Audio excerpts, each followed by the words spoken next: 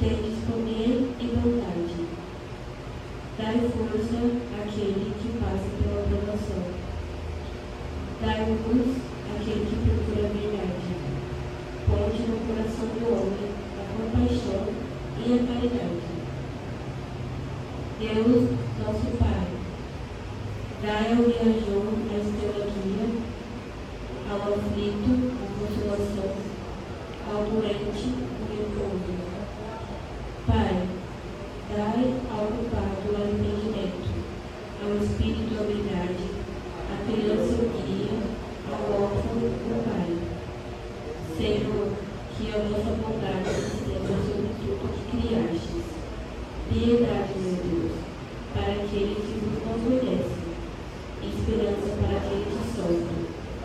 Que a vossa bondade permita aos espíritos consoladores derrubarem por toda parte a paz, a esperança e a fé.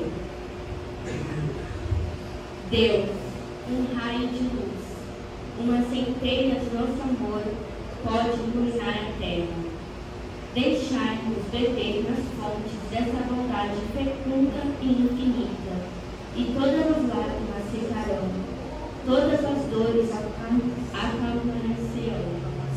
Um só coração, um só pensamento, subirão até vós, como um grito de reconhecimento e amor, como Moisés sobre a montanha. Nós vos esperamos com os braços abertos, ó poder, ó bondade, ó beleza, ó perfeição, e queremos de algum modo alcançar a vossa misericórdia. Deus, dai-nos a força de ajudar o progresso, a fim de subirmos até vós. Dai-nos a caridade pura, dai-nos a fé e a razão, dai-nos a simplicidade que fará das nossas almas o espelho onde se deve refletir a vossa imagem. Boa noite, meus queridos irmãos, mais uma vez aqui nessa casa, pelo convite. Eu fico muito feliz, né, porque nós temos um tempinho para nós estudarmos um pouquinho mais, né? Eu vou falar hoje, o meu assunto é causa das aflições, né? Esse assunto está aqui no nosso querido livro, né? Eu falo que é o meu livro de cabeceira, né? Está sempre comigo e dando para leitura em momentos, às vezes que a gente está com um problema e a gente fala assim, eu vou abrir e vou ver o que vem de mensagem para mim. E a coisa mais interessante é que vem uma mensagem exatamente daquilo que a gente precisa. Ele também é meu companheiro quando eu faço o Evangelho no Lar. Eu faço o Evangelho no Lar na minha casa todas as quintas, às 22 horas, né? Aí perguntaria, mas com quem que você faz? Bom, eu tenho a minha filha e a minha neta que moram comigo, mas não participo. Mas eu tenho os desencarnados que vêm ali, que também estudam com a gente, são orientados, e eu tenho os meus pets, uma cachorra e um cachorro e um gato, 2 cachorras e um gato, que vêm fazer evangelho comigo. E eles já sabem, porque quando chega na hora do evangelho, se eles estão lá no corredor e estão no meu quarto, eu já chamo Nini, Naomi, Budan, pode vir para o evangelho. Eles vêm correndo e sobem na cama. Então, até os animais sentem a energia, né? Se eu ponho esse livro em cima da minha escrivaninha, o Budan, que é o gato, ele vem e deita aqui em cima, sabe? Ele sente a energia que está aqui, que tudo é energia. E esse livro nada mais é que uma energia positiva que ele tem. Tudo que ele nos ensina aqui é de utilidade para a nossa vida. Já foi há anos atrás e continua sendo. Há mais de 2000 anos, quando Jesus deixou os ensinamentos, ele já era útil, agora continua. As mensagens são atualíssimas. Aqui tem tudo para que a gente consiga fazer a nossa reforma íntima, a nossa evolução. Então é um precioso precioso. Eu falo que isso aqui é meu tesouro. Né? Uma vez eu cheguei lá no meu centro e falei, vou dar uma palestra. Agora eu vou mostrar um tesouro que eu tenho. Todo mundo tem seu tesouro, né? Mas eu tenho um. Aí eu abri a minha bolsa e mostrei. Esse é o meu tesouro, né? E a gente também vai dispensar as outras obras de Kardec, isso. Mas aqui é o lugar que encontra às vezes até uma consolação, né? Porque Jesus não falou que iria vir um Consolador prometido. É um Consolador prometido. O Espiritismo traz para a gente tanto consolo nas horas difíceis. Não que a gente, sendo espírita, não vai passar por provações. A pessoa fala, agora sou espírita, não vai ter problema nenhum, não vou ter mais nada para me aborrecer. Nada. Não, a gente tem, mas a gente consegue lidar com as coisas com mais leveza. Jesus não disse, comigo o fardo fica mais leve? E fica mesmo. A gente tem prova disso em coisas que a gente passou já na nossa vida. E se eu não tivesse a doutrina, não tivesse o Espiritismo, não tivesse o Evangelho de Jesus, porque nós não conseguimos compreender mais o Evangelho de Jesus após o Espiritismo, né? Eu sou de família que era do catolicismo, né? Estudei escola de freira, mas a Bíblia ficava lá empoeirando, lá na estante. Hoje a Bíblia está junto com ele aqui.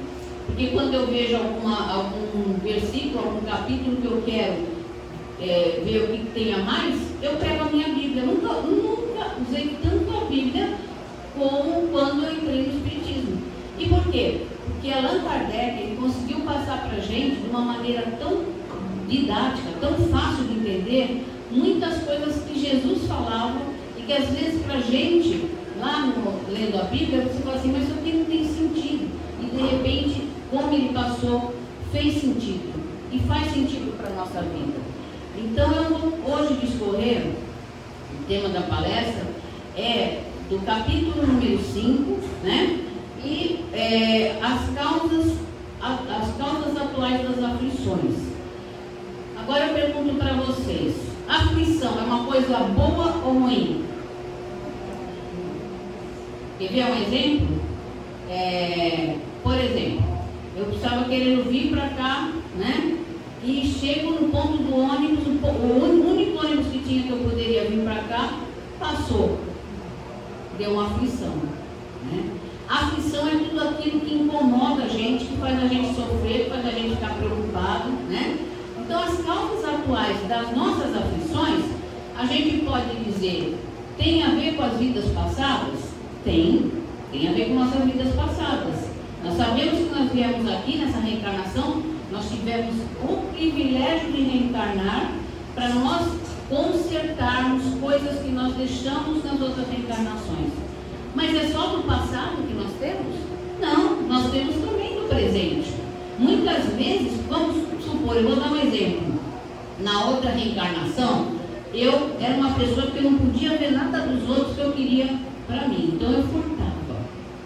Aí nessa reencarnação, eu tenho que me controlar. Eu estou na doutrina, eu vou me policiar para eu melhorar, fazer minha reforma íntima.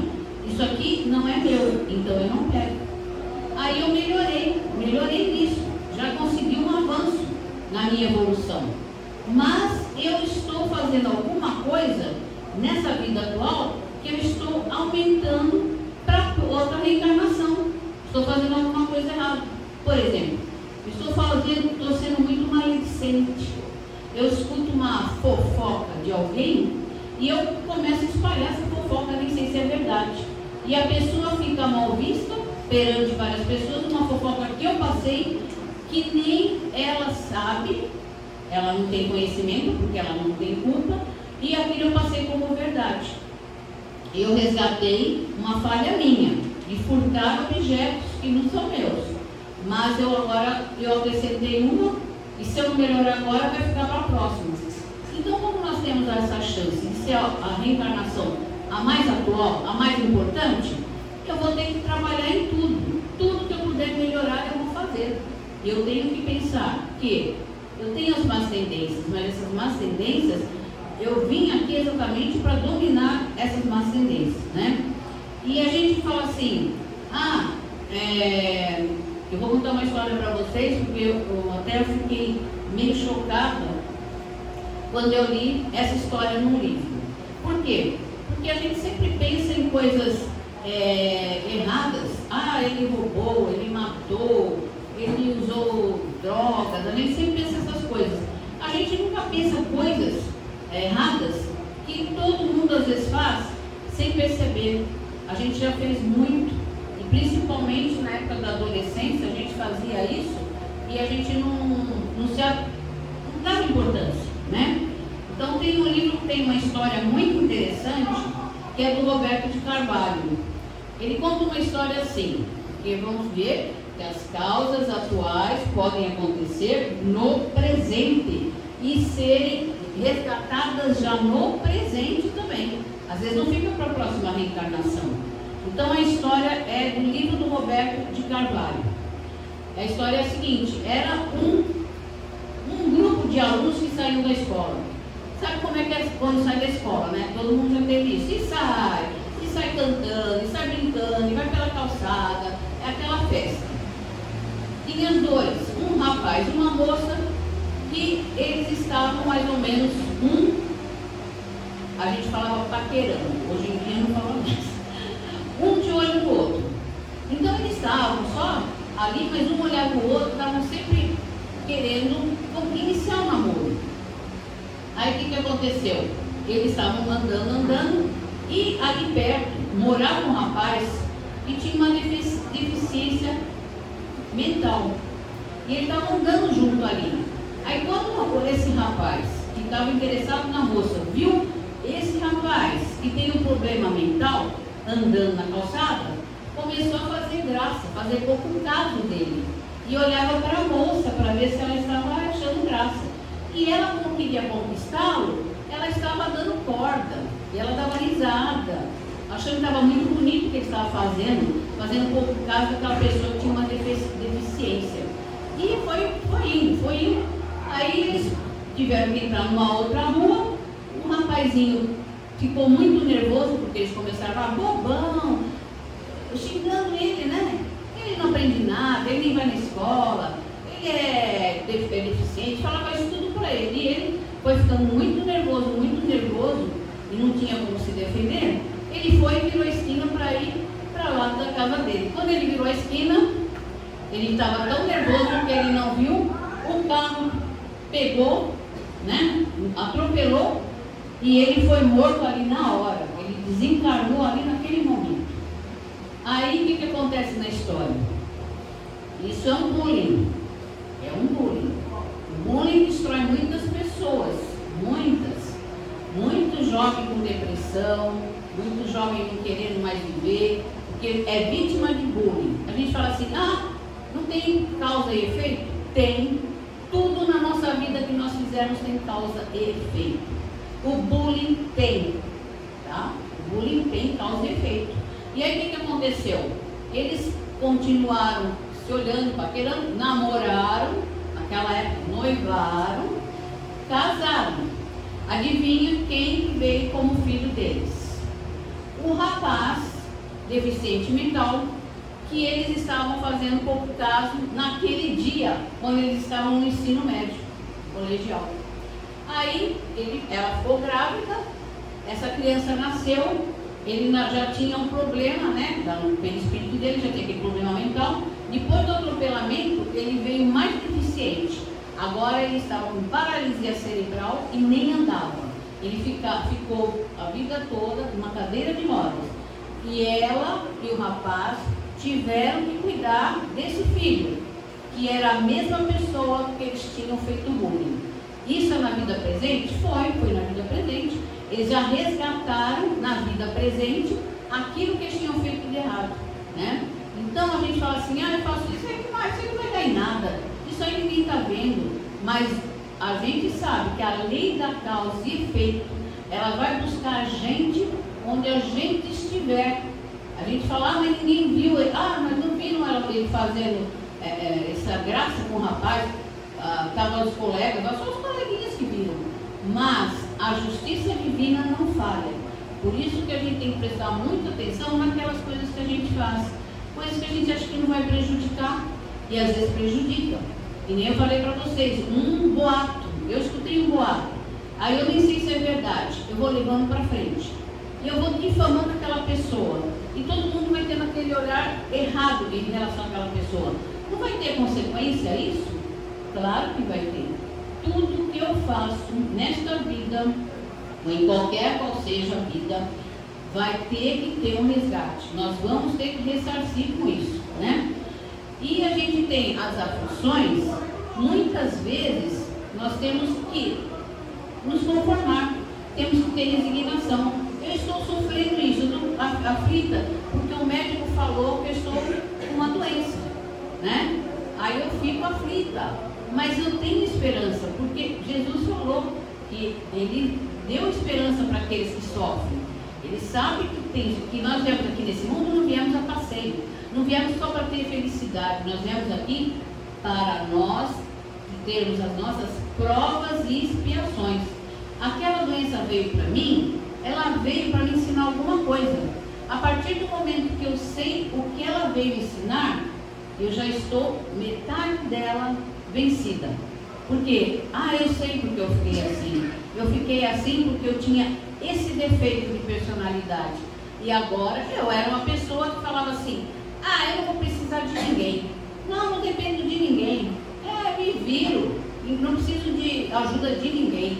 De repente eu fico com uma doença que eu fico numa cama, alguém precisa me dar banho, alguém precisa me dar comida na boca. Aí o que eu vou fazer? Vou ficar revoltada? Vou ficar brava? Não, eu estou apenas pagando alguma coisa que eu preciso. Aquela arrogância. Eu não preciso de ninguém. Não? Tá. E como é que você tomou leite hoje de manhã na sua casa? Seu café da manhã? Você foi lá, tirou o leite da vaca, pasteurizou. O café, como é que você toma café? Não depende de ninguém? E quem foi lá colher o café? A gente depende de todo mundo, de todos. A gente não pode ser arrogante e orgulhoso, né?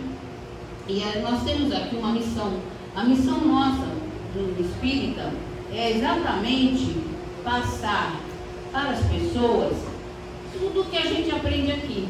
E como é que a gente ensina as pessoas? Eu vou ficar falando, sabe? Porque eu fui lá, a palestra foi assim. Nem fale, vai. Pelo amor de Deus, não quero saber de nada. Você fica falando. Mas, de repente, o que vai fazer efeito? O teu exemplo.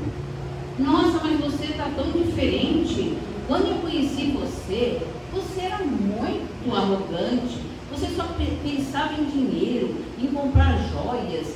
Você não está mais dando valor a nada disso, você se modificou. Hoje você quer ajudar aquela casa que está precisando, aquela casa espírita, você modificou. Por que você está diferente? Vai lá onde eu vou, vai lá ver. Aí você vai ver como a gente vai se modificando. A gente vai dando valor às coisas que realmente dão valor. Porque o nosso corpo, a gente tem que cuidar dele. Também devemos cuidar, porque Deus nos deu esse corpo para a gente reencarnar e passar por essas experiências. Não pode também descuidar.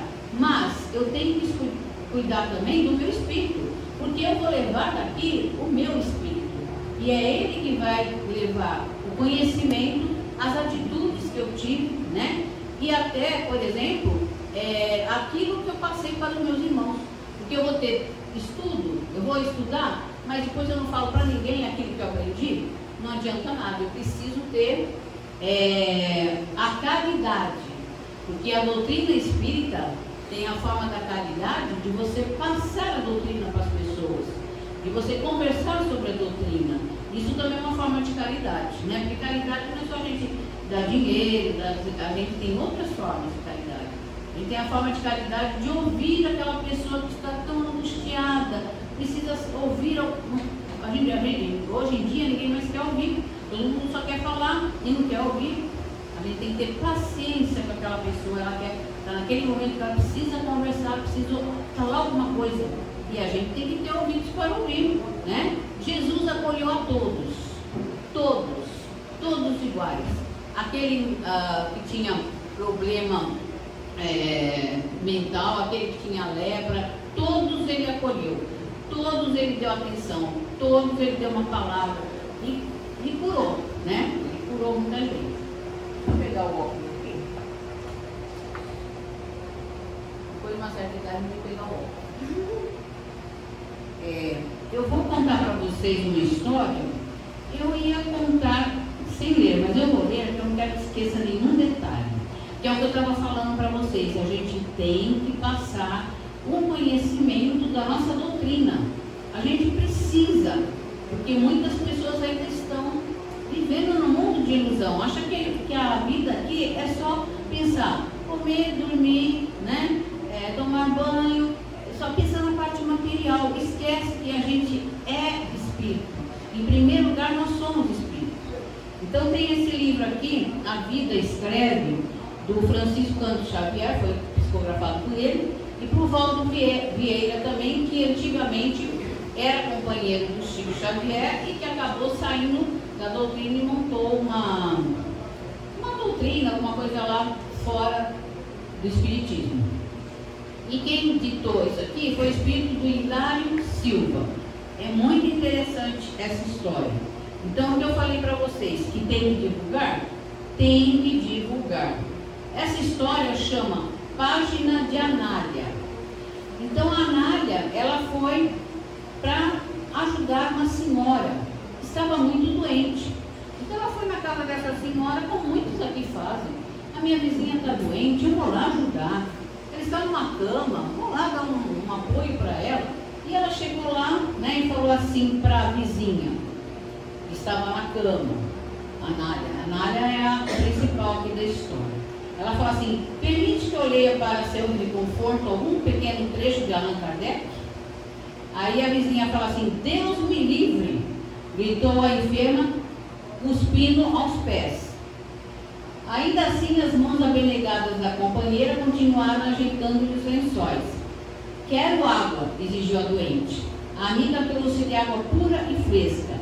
De copo às mãos, a enferma, no ímpeto, atirou-lhe todo o líquido na sua face, gritando: água imunda, como se atreve tanto? Quero outra. Paciente e humilde, a senhora Anália enxugou o rosto molhado e em seguida trouxe mais água. Aí ela falou: não quero mais água, agora eu quero chá. Aí ela foi lá buscar o chá. Aí o chá surgiu e ela falou assim: chá mal feito, chá frio, né? Aí o conteúdo da taça foi projetado no peito da outra, ensopando-lhe a blusa. Então a Anália ficou com a blusa toda ensopada, porque ela atirou, né? Aí, traga chá quente. Aí ela foi lá, esquentou o chá que estava lá na cozinha, obedeceu a doente. Você aceita agora o remédio? Indagou o assistente. Que venha depressa. Ao tomar contudo a poção, a dama inconformada agarrou a colher e, num golpe no braço da amiga, deu-lhe com a colher e fez um ferimento. E esse ferimento começou a sangrar. A enferma cai em crise de lágrimas. Chora, chora e depois diz: Anália, se a religião espírita que você abraçou é o que lhe ensina a me suportar com tanta calma, leia o que quiser. E adivinha o que ela vai ler, né? A interpelada sentou-se, tomou o Evangelho segundo o Espiritismo e leu a formosa página intitulada A Paciência, capítulo 9, que começa afirmando: a dor é uma bênção que Deus envia a seus eleitos. Acalmou-se a doente, que acabou aceitando o socorro do passe e o benefício da água fluidificada. Conversaram ambas, a enfermeira asserenada ouviu da companheira os planos que ela tinha para o futuro, em benefício dos meninos abandonados à rua. Quem tinha esse plano era a Anália. A Anália tinha já um projeto de ajudar os meninos que vivem na rua. No dia seguinte, ao despedir-se, a obsediada, em reequilíbrio, beija-lhe as mãos e dá-lhes os primeiros 2 contos de réis, que era réis naquela época, para começar a grande obra.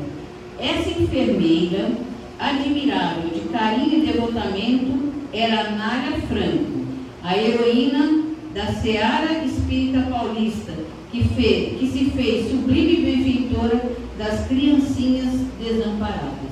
E quem que ajudou ela com essas criancinhas? Aquela pessoa que não queria nem ouvir falar de Kardec. Mas o que ela mostrou? Ela mostrou que ela era uma pessoa diferente, era paciente, ela soube conquistar a doente, né? O som tá indo, não, tá, né? Ela soube conquistar a doente. Então, isso que a gente precisa fazer. Às vezes a gente fala, vai lá no centro, convida, vai ter uma palestra, vai lá estudar, o estudo é tão bom, e as pessoas não aceitam. Mas de repente, com uma atitude que a gente tem, que as pessoas falam, nossa, mas ela, que nem aconteceu com a Anália, ela aguentou tudo aquilo de uma pessoa que estava doente, que não era grato, não tinha gratidão nenhuma. A primeira coisa que a gente tem que ter é ter gratidão para quem cuida da gente, quem tem paciência com a gente. Ela não tinha gratidão. Só que depois que ela ficou olhando as atitudes da Anália, ela ficou chocada. Como é que você está desse jeito? Aceita tudo que eu faço de ruim para você? Alguma coisa está me dizendo que a doutrina te modificou. Aí ela aceitou que a outra lesse o Evangelho segundo o Espiritismo. Então, nas atitudes que a gente vai mostrando, como que nós vamos modificando? Nós nos modificamos através do estudo, através das orações, através da aceitação de tudo que Jesus falou, Ele nos ensinou. Então, Ele subiu no monte, né, lá em Cafarnaum, e deixou as bem-aventuranças. São bem-aventuranças que essa, bem-aventurados os aflitos. Os aflitos também serão consolados. Os que não têm justiça também serão consolados. Mas a gente vai ser consolado se a gente ficar revoltado, se a gente falar que Deus é culpado. Não, a gente vai ser abençoado, a gente vai ter um apoio da espiritualidade se nós aceitarmos com resignação aquilo que vem para a gente, que a gente sabe que nós temos que aprender, não culpar o outro, porque a gente sempre fala assim, isso aí aconteceu, é culpa de tal plano, isso aconteceu comigo, mas é culpa de tal pessoa. A gente sabe que somente nós somos responsáveis por tudo que nos acontece, de bom e de ruim. Então, a gente já tem essa noção, a gente não põe a culpa em Deus, porque antigamente a gente aprendia Deus ele castiga. Se você não fizer aquilo ali certo, Deus castiga. A gente põe a culpa em Deus. Ou a gente põe a culpa, a culpa é da minha mãe, a culpa é do meu pai, a culpa é da minha avó. A gente põe a culpa em todo mundo. Mas nós somos responsáveis por tudo que acontece com a gente. Ou porque a gente fez alguma coisa errada, ou porque a gente omitiu, né? A gente às vezes não omissa em certas coisas, né? Aconteceu alguma coisa errada, ou desleixo, né? Eu fico doente, mas eu não tomo meu remédio direito, eu não gosto de tomar remédio. Não adianta o médico me passar remédio, não, eu não tomo e vivo doente. Aí, a culpa é dos outros? Não, é minha. A responsabilidade é minha. Eu tenho todas as responsabilidades sobre o meu corpo, sobre as minhas emoções e sobre o meu espírito. Eu sou responsável por tudo, certo? E a gente não deve culpar o outro. E Jesus é o maior exemplo que as aflições não causaram nele revolta, né? Ele nunca se revoltou, nunca ficou bravo das coisas que ele passou. Jesus é o nosso exemplo. Não que a gente vai conseguir se livrar da maneira como ele se livrou, porque ele é o maior espírito, foi o espírito mais perfeito que habitou aqui a Terra. Agora ele é o governador espiritual do nosso planeta. Mas, por exemplo, olha, Jesus nas aflições, ele sempre demonstrou resignação em todos os momentos da vida dele. E passou por muitas aflições. Ele, Maria, José. Aí tem o livro lá, quem um dia tiver a oportunidade de ler esse livro, é maravilhoso. O livro chama Os Últimos 6 Dias de Jesus. O autor é Jamiro dos Santos Filho. É maravilhoso. Por que é maravilhoso? Porque nesse livro, o mentor dele, né? A gente tem um mentor, ele faz Jamil, né? Porque ele é personagem e é escritor. E na época de Jesus, você já imaginou se a gente conseguisse fazer isso? Ele conseguiu transportar ele para aquele tempo. Ele viveu toda a história de Jesus. Tudo que vocês imaginam que Jesus passou, ele viveu. Então, quando você está lendo o livro, você está junto com ele. Aí você começa a rever todas as cenas de Jesus. Tudo que ele passou. Parece que é um filme na cabeça da gente. É cinematográfico. Aí você vai vendo, ele vai nas passagens, em tudo. Nos apóstolos, nas curas, tudo. Ele viu tudo. E aí no final do livro, a surpresa. Ele chega, no final do livro, já é a crucificação de Jesus, né? E ele vai assistir e ele ficou muito mal com todo aquele sofrimento que Jesus passou. Ele tinha vontade de chorar. E ele ficou muito mal com tudo que ele viveu ali, que ele estava junto com o mentor dele, vivendo aquela cena toda. Aí, de repente, ele vê Jesus na cruz. Aquela cena que é emocionante, que mexe muito com o coração. Aí ele vê Jesus na cruz, né? E ele vê passando dois moços. Aí, quando ele olha, ele fala assim para o mentor dele: ué, mas aquele sou eu. Então eu vivi nessa cena, eu estava aqui? Estava. E olha o que você faz. Ele passa, olha, dá de ombros, vou embora, vai embora. Entendeu? Então ele teve essa vivência para mostrar como que ele reagiu naquele dia que ele viveu ali, vendo Jesus naquele sofrimento e não dando a mínima importância. Então ele conseguiu viver todas as cenas que Jesus passou e sentiu toda aquela tristeza, toda aquela aflição de ver Jesus. E Jesus já disse até para perdoar, meu Pai, porque eles não sabem o que fazem. Só Jesus mesmo, né? Porque a gente, para perdoar, a gente tem muita dificuldade. Mas a gente sabe que é necessário, porque a gente carrega um peso. Quando a gente não perdoa, a gente carrega um peso. Aí diz assim: as aflições vividas por Jesus na sua passagem pela terra foram muitas.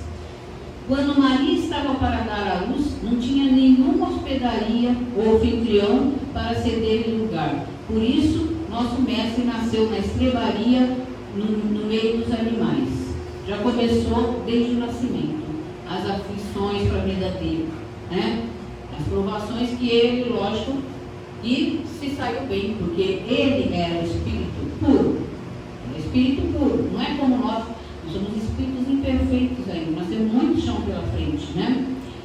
Quando era recém-nascido, o ordem contra a sua presença se manifestou forte e perigoso. Herodes, que era o rei, né? Que achou que quando falavam que ia nascer um rei, Herodes achou que esse rei ia roubar o trono dele da terra. Mas Jesus não tinha nada com coisa material. O reino dele não é desse mundo. Ele falava de outro reino, né? E Herodes intencionava matá-lo. Então José e Maria fugiram, levando Jesus para o Egito. Quanta aflição Jesus passou, né? E a gente passa também nossas aflições, mas a gente não tem, lógico, a habilidade que ele tem, que ele teve. Por quê? Porque ele era o Espírito puro, ele já tinha tido muitas reencarnações, né? Quando iniciou sua missão em Nazaré, ao falar na sinagoga, os sacerdotes expulsaram para fora da cidade e buscaram jogá-lo num precipício. Por quê? Porque ele falava algumas coisas que eles não queriam ouvir, né? E ele às vezes falava coisas contra as ideias deles. Então eles não aceitavam, né? Estando em Cafarnaum, seus irmãos procuraram convencer de deixar sua missão e afirmaram que ele havia perdido o juízo. Estando em Cafarnaum, seus irmãos, ele fala, seus irmãos, que irmãos são esses de Jesus? Na verdade, eles eram irmãos, eles eram filhos do José. Quando José casou com a Maria para que Jesus viesse, José já tinha filhos, José era viúvo, já tinha seus filhos do outro casamento. E esses filhos do outro casamento nunca aceitaram Jesus. Eles sempre falavam que Jesus era um louco, né? não compreendiam o que Jesus veio fazer aqui, achavam que ele não falava coisas importantes, não dava valor nenhum a ele, né? Certa vez, a caminho de Jerusalém, os habitantes de uma aldeia samaritana não permitiam sua entrada, expulsando juntamente com seus apóstolos. A Samaria era uma região que era contra os judeus, né? Eles não se davam. E ele queria passar na Samaria, foi expulso, né? Tem uma passagem que ele toma a água de uma samaritana e os apóstolos ficam. Como é que você vai aceitar a água de uma samaritana? Mas Jesus não tinha preconceito. Jesus ele não tinha essa porque era da Samaria, que ele não ia conversar, não ia tratar bem, não ia aceitar a água, né? Certa vez, a caminho de Jerusalém, os habitantes de uma aldeia, aí já foi, samaritano, né? Quando curava alguns doentes ou expulsava os espíritos, esses espíritos hoje a gente, dentro da doutrina, sabe que são obsessores, né? Ele conseguia expulsar os obsessores. Diziam que ele tinha parte com o demônio. Até isso, ele foi taxado um feiticeiro. Jesus era feiticeiro, tinha parte com o demônio, né? E a gente sabe que até não faz muito tempo, às vezes eu conversando com algumas pessoas, você é espírita? Você vai ter parte com o demônio. Tem gente que achava mesmo que a gente tinha parte com o demônio. Quando você tem contato com os espíritos, eles não acham que são pessoas que estão desencarnadas, que são espíritos. Não, eles acham que são somente demônios. E uma vez eu estava na esquina de casa e estava uma senhora distribuindo um papelzinho sobre a igreja dela. Eu sempre pegava, né? Aí um dia eu falei assim, eu vou ser honesta com ela, né? Falei para ela assim, eu sou espírita. Já umas 4 vezes que eu passava lá, me dava um papelzinho e pegava. Aí eu falei assim, não, eu sou espírita. Você tem parte com o demônio, vai na minha igreja. Aí ela ficou mais nervosa ainda. Eu resolvi falar a verdade, falei assim, ela está dando um papelzinho, né? Aí eu falei, sou espírita, pronto. Aí o negócio ficou feio, ela ficou brava comigo. Ela queria que eu fosse lá para expulsar o demônio, né? No Jardim das Oliveiras, pediu aos apóstolos para acompanhar na oração e por 3 vezes eles dormiram, deixando-o sozinho. Isso aconteceu, ele foi para orar lá, no Monte das Oliveiras, e quando ele olhou, os 3 que sempre acompanhavam ele, né? O João, o Tiago e o Pedro, estavam dormindo, né? Então aí ele se sentiu muito sozinho.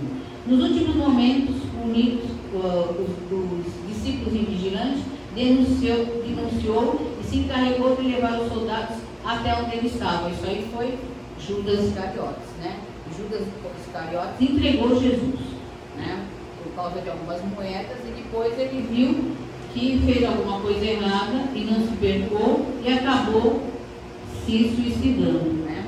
Porque Jesus tratava ele com muito carinho, muito respeito, e ele foi ingrato, né? Então a consciência dele pesou. Aí os apóstolos, com medo, viram os soldados, fugiram.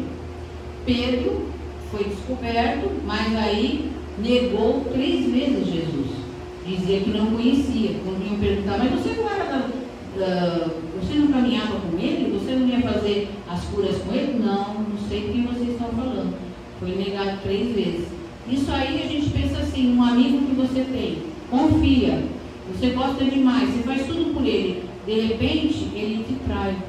Então isso aí, mas Jesus perdoou de todo jeito. Jesus, ele perdoou Judas, né? Judas foi auxiliado por ele. Quando Jesus estava na cruz, ele saiu em espírito e foi lá onde Judas estava e pediu para que a mãezinha dele cuidasse, Maria de Nazaré, que até hoje ela cuida do Vale dos Suicidas, né? Porque ele sabia que aquilo ali que ele fez com uma outra intenção. Ele achava que Jesus tinha que ser um guerreiro, vir já com uma espada, tomar o poder. Não, essa forma que Jesus tinha, só amor, né? Ele acreditava no poder da força, da espada, né? E finalmente a paixão dele era o povo. Jesus ajudou o povo, ajudou todo mundo, queria o bem do povo. E na hora do julgamento, estava lá para decidir quem que o povo escolhia para ir para a cruz. Aí eles escolheram Barrabás e preferiram que Jesus fosse para a cruz. E Barrabás, que já não era um bandido, né, foi escolhido ao invés de Jesus ser escolhido. Escolheram Jesus para ser morto e Barrabás para ser solto. Então, isso tudo foi aflição para ele. Nós temos as nossas aflições, mas Jesus passou muitas mais aflições que nós. E aí, nós temos um exemplo na nossa vida. Por que eu fico me queixando? Por que eu me queixo das minhas aflições? Quando eu lembro que Jesus passou por tudo isso, né? E ele venceu. Ele falou, eu venci o mundo. Eu venci o mundo porque tudo que aconteceu comigo, eu tratei de uma maneira não tão dramática, não tão revoltada, como a gente deveria ser também, né? Então, nós temos exemplo dele, não que a gente vai ser igual, nós não temos nem possibilidade, sabe? Isso vai demorar milhões de anos. Temos que reencarnar muito para nós virarmos um espírito puro, porque nós sabemos que nós vamos do átomo até o angélico, né? Até virarmos anjos. Mas para isso nós vamos reencarnar muito em vários mundos, né? Nós estamos no provas e expiações, vamos para o mundo de regeneração. Os que estiverem preparados, com a sintonia no bem, irão para o mundo de regeneração.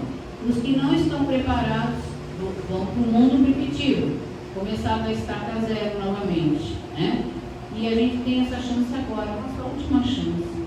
Vamos aproveitar e vamos tentar convencer mais pessoas para ir conosco também, nesse propósito de melhorar o mundo. Porque se cada um for melhorando, todos vão melhorar, né? E a gente é responsável, a gente é uma formiguinha, né? A gente é responsável.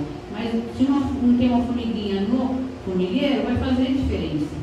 E a gente vai fazer diferença nesse mundo se a gente ficar omisso, se a gente não se preocupar, né, com o próximo, se a gente não amar nosso próximo, primeiro amar a Deus, depois amar nós mesmos, né, depois amar o próximo.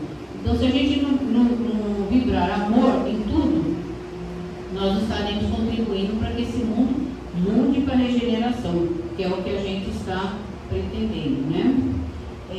Tá bom o tempo, né, gente? Senão eu ia ler o texto aqui para vocês. Deixa eu só ler aqui rapidinho.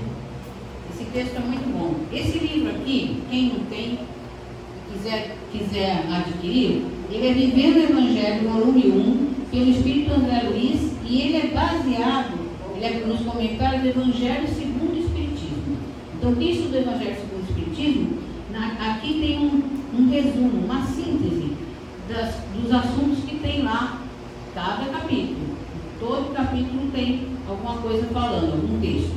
Aí, esse é sobre a maior aflição. Se você atravessa a hora mais difícil, observe essas recomendações. Fuja da revolta. Mantenha a calma. Entenda a situação. Evite o desespero. Sustente a coragem. Revigore a fé. Prossiga com otimismo. Cultive a resignação. Aceite a realidade. Use o discernimento. Faça o possível. Exercite a prece. Pense na reencarnação. Considere a imortalidade. Fortaleça a esperança. Creia na bondade divina.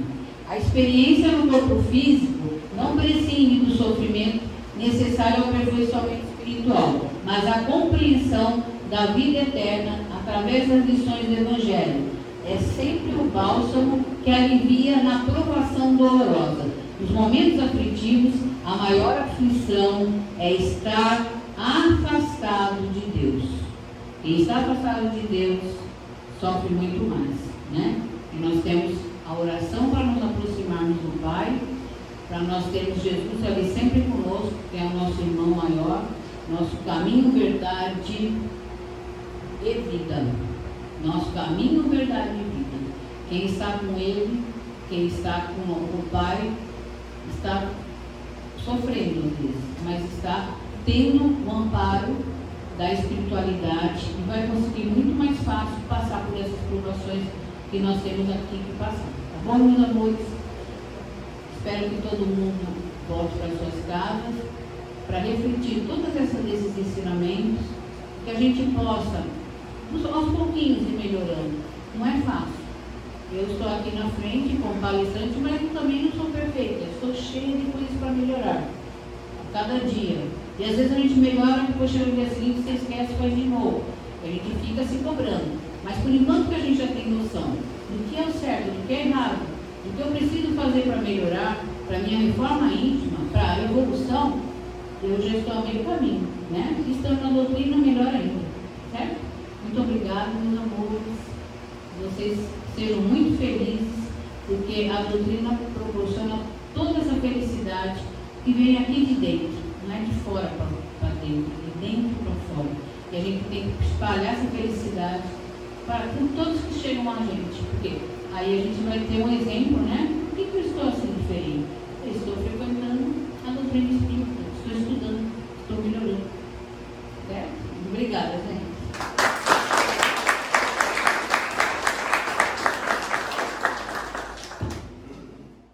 Obrigado, amigo, pelas reflexões. Agora nós vamos nos preparar para o passo, ok?